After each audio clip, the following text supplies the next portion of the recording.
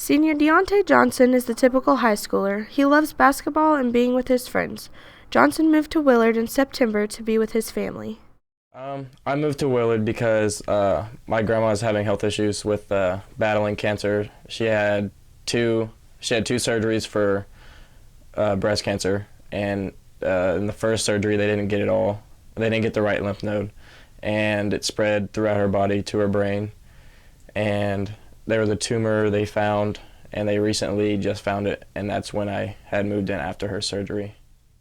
Johnson ended up joining the boys' basketball team soon after he arrived. However, his dream of playing his senior year soon came to an end when he was ruled ineligible to play due to MSHA's 365 policy.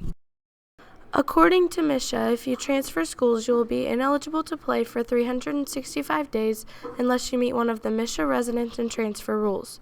You are automatically ineligible if you transfer to another school for athletic reasons. How this happens or why, there's once again various reasons. The most prominent one is when a student athlete has been accused of moving for athletic reasons instead of for other reasons.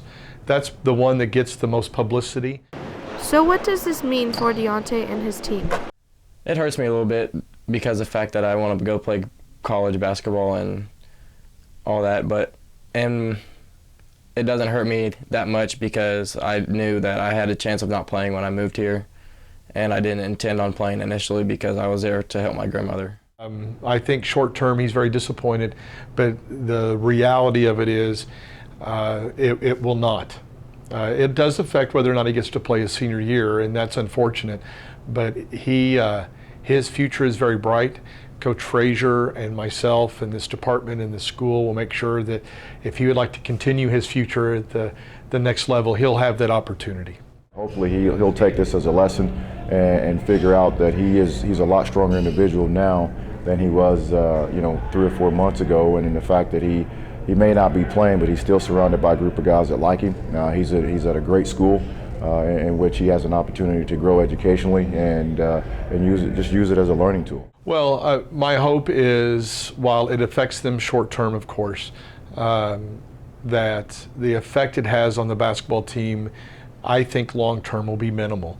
I think the support that they give each other, both Deontay gives the program and the program gives back to him, I think we will find that the effect actually could end up being a positive one for both. That's my hope anyway.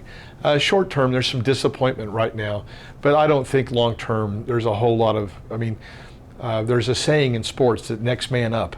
Well, I think that's what will happen here, is the next guy will fill his shoes and we'll be fine. From a standpoint of him moving in and him having an opportunity to be around the guys, you develop some friendships, you develop a little bit of trust, and when situations happen in his case, like they did, you kind of feel bad for him, obviously, and I know the guys miss him because, again, they've created some bonds, they've been around, they've been friends, they've in a sports term, they had an opportunity to gel before the season even started. Well, I would like everybody to know that Deontay is a Willard Tiger, and we represented him the best we could, and I feel like there's a reason for a process, and we've gone through that process, and we accept the conclusion or the result, the consequence of it, and we're going to move forward from that, and we're not going to dwell in the past, and I think Deontay is going to be a great contributor, not just to our basketball program still, but also to our student body, and he's got a bright future ahead of him. So I hope everybody understands that.